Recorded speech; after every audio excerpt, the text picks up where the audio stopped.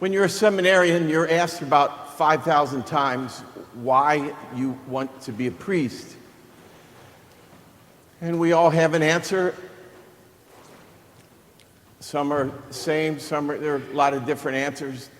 I want to help people, I feel drawn to the liturgy, or whatever people's reasons are.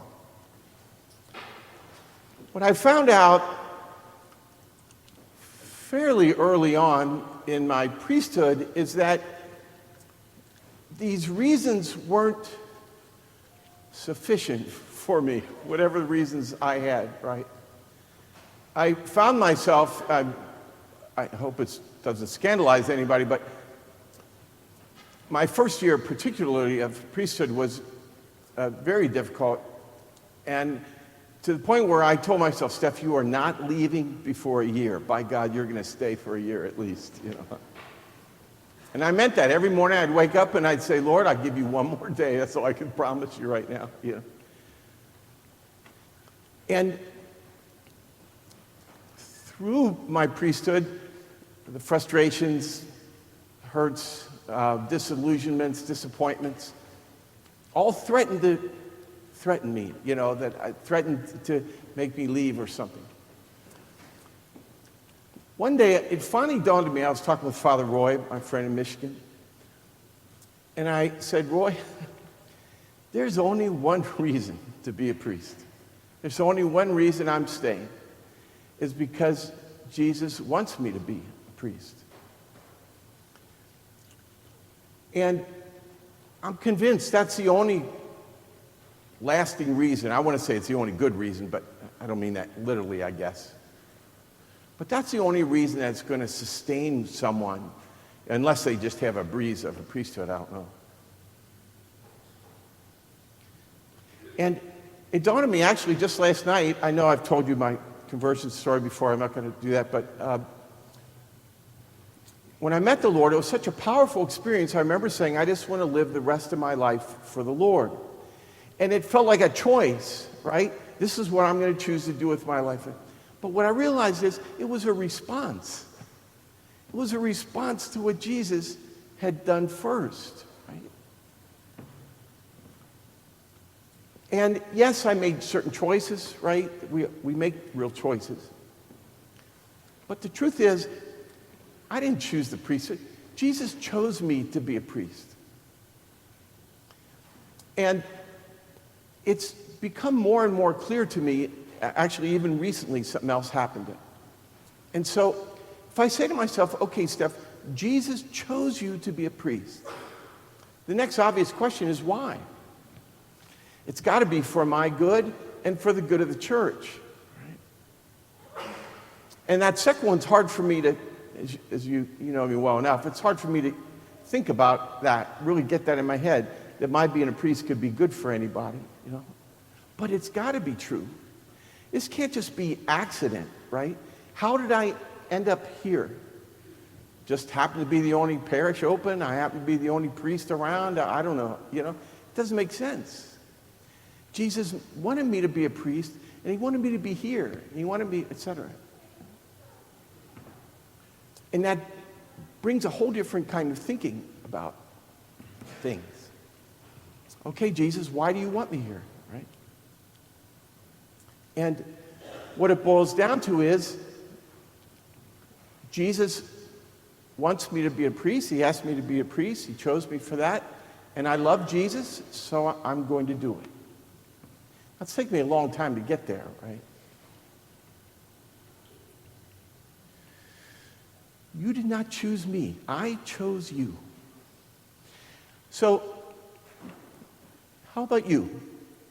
As you know, we're starting this Ignite, this attempt to revitalize the parish, right? We're talking about re-engaging those who have left, strengthening the faith of those who are here, looking toward the future.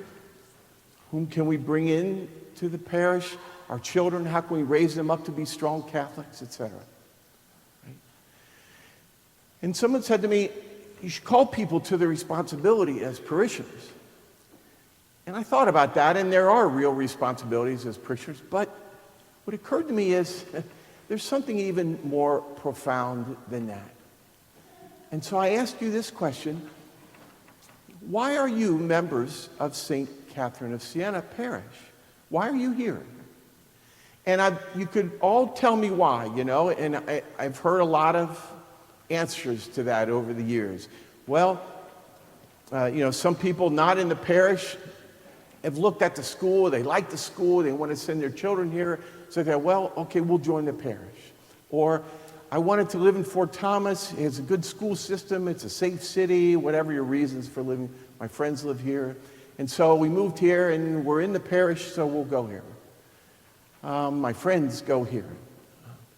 I grew up in this parish, and I bought my parents' house. I'm still living in the house I grew up in, so we're still here. A choice, it sounds like choices. I choose to be here. But what if you did not choose it, but Jesus chose you to be here? And I don't think that's as outlandish as it may seem. When you start meditating on what God's will is and everything that happens is part of God's will, you start to think, maybe this isn't an accident that I'm here, or maybe it's not just because I chose it. It might look like that, right? I wanted to read you something. If you saw the movie The Devil Wears Prada, The Devil Wears Prada. There's a scene in there where, I forget her name, the McDowell character, is kind of snickering at something when they're choosing some clothes. Amanda, I think her name is, Priestley. She kind of snickers, and they look at her and she says, oh, I'm learning about this stuff, And Amanda goes in this monologue. This stuff, you go to your closet and select that lumpy blue sweater, for instance, because you're trying to tell the world that you take yourself too seriously to care about what you put on your back. But what you don't know is that that sweater is not just blue. It's not just turquoise. It's not just lapis. It's actually cerulean. And you're also blithely unaware of the fact that in 2002, Oscar de la Renta did a collection of cerulean gowns. And then I think it was Yves Saint Laurent, wasn't it, who showed cerulean military jackets.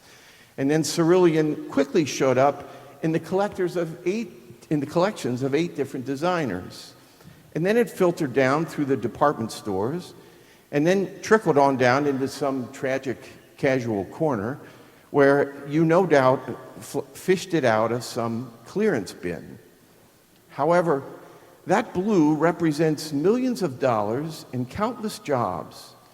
And it's sort of comical how you think that you've made a choice that exempts you from the fashion industry when in fact you're wearing a sweater that was selected for you by the people in this room from a pile of stuff. Isn't that kind of an interesting way of looking, a different way of looking at it?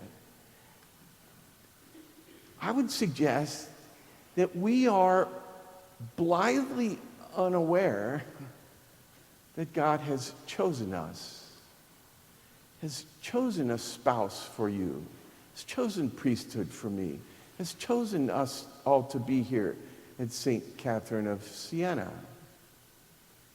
The question is why?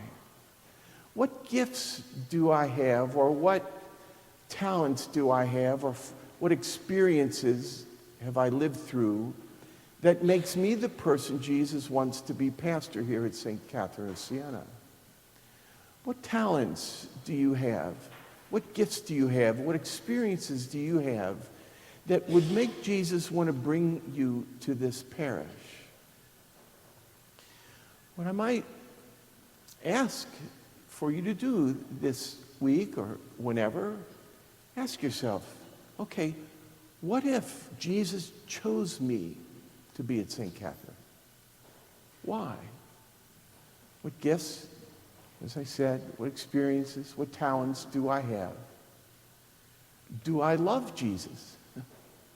And so, if Jesus wants me to be here, and use my talents for the parish.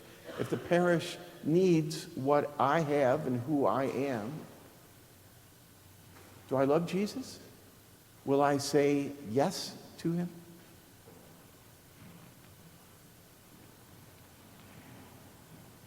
I almost never do it, but the church says in the missal, in the instructions, that a priest can on occasion give instruction at certain parts of the Mass.